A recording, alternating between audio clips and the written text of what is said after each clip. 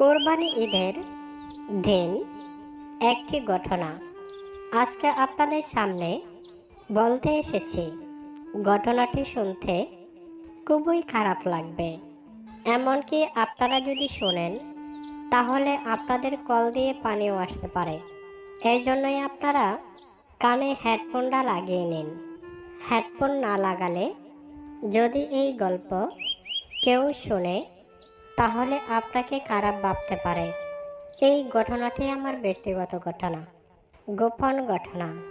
তারপরও আপনাদের সামনে বলছি, গল্পটি শুনলে আপনারা মজা নিতে পারবেন।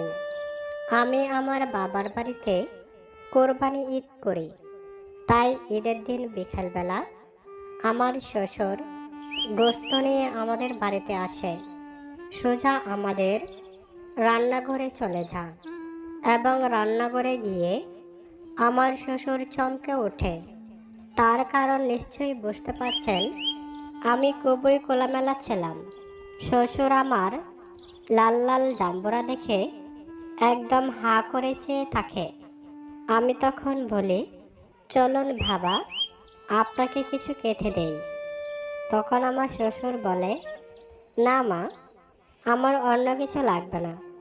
যে সুন্দর সুন্দর জাম্বুরা দেখছি, এই জাম্বুরা রস যদি একটু খেতে পারি তাহলে আমার আর কিছুই লাগবে না। গরুর গোশত আর কত খাবো।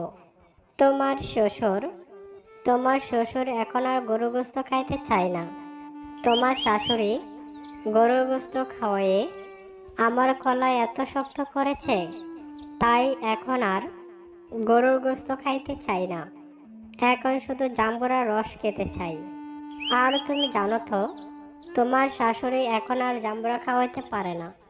শ্বশুরের এই কথা শুনে আমি তো হতবাক হয়ে যাই। বাবা কি বলছেন? এখানে কোথায় জাম্বুরা পেলেন? রান্নাঘরে তো কোনো জাম্বুরা নেই। তখন আমার শ্বশুর বলে, কি যে বলো মা, আমি তো দেখতে পাচ্ছি দুটি জাম্বুরা, লাল লাল দুটি জাম্বুরা ঝুলে রয়েছে। তুমি কি দেখতে পারছো না? তাহলে চলো বেডরুমে গিয়ে তোমাকে দেখিয়ে দেই। আমিও তখন বললাম, তো চলুন বাবা, বেডরুমে দেখে গিয়ে কোথায় জাম্বুরা আছে আমিও দেখি। তখন শ্বশুর আমাকে নিয়ে বেডরুমে চলে গেল। গিয়ে আমি বললাম, কোথায় জাম্বুরা বাবা? আমাদের কাছে জাম্বুরা তো এখনো কাঁচা। তখন আমার শ্বশুর মশাই বলল, তুমি বসো, আমি তোমাকে দেখাচ্ছি। আমি তখন বললাম, না বাবা, ঈদের মধ্যে এসেছেন, আজকে আপনাকে কত কিছু খাওয়াবো। বিনারি বিরিয়ানি পাক করেছি গরুর গোশত দিয়ে, আপনাকে খাওয়াবো। আমার এই কথা শুনে আমার শ্বশুর আমার কাছে এসে বসল এবং সোজাসুজি দরজাটা লাগিয়ে দিল। লাগিয়ে আমাকে বলল, একটু দাঁড়াও তো দেখি, জাম্বুরাটি তোমাকে দেখিয়ে দেই। আমি যখন দাঁড়ালাম তখন শ্বশুর মশাই সোজা গিয়ে দুটি জাম্বুরার মধ্যে ধরে ফেলল। এমনভাবে ধরল জাম্বুরাগুলো একদম ছোট হয়ে গেল। আমি তখন বললাম, বাবা, আপনি এসব কি করছেন? এই জাম্বুরাগুলো আপনি খেতে পারেন না। এই জাম্বুরাগুলো আপনার ছেলের জন্য। বাবা, আমাকে ছেড়ে দিন। যেভাবে জাম্বুরা দিয়েছেন, জাম্বুরাগুলো পচে যাবে।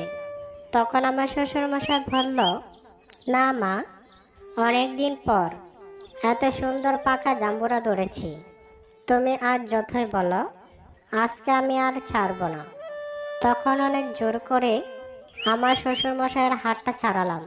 তো বন্ধুরা, এই ঘটনাটি হয়েছে আমি খোলামেলাভাবে কিচেনে কাজ করার কারণে। আমি যদি পর্দা মেনটেন করে শরীর গুছিয়ে কিচেনে কাজ করতাম তাহলে এই ঘটনাটি ঘটতো না। তাই মা ও বোনেরা, বাড়ির ভিতরে কাজ করলেও পর্দা মেনটেন করে করবেন, না হলে যে কোনো ধরনের পরিস্থিতির শিকার হতে পারেন। আশা করি আমার এই গল্প থেকে যদি কিছুটাও শিখতে পারেন তাহলে অবশ্যই কমেন্টে এক লিখে দিবেন। তো আজকের মতো আমার গল্পটি এই পর্যন্তই। নিয়মিত গল্প শুনতে চাইলে আমার চ্যানেলটি সাবস্ক্রাইব করে বেল বাটনটি অন করে দিবেন। তো দেখা হবে নতুন আরেকটি ভিডিওতে। সেই পর্যন্ত সকলে ভালো থাকুন। আল্লাহ হাফেজ।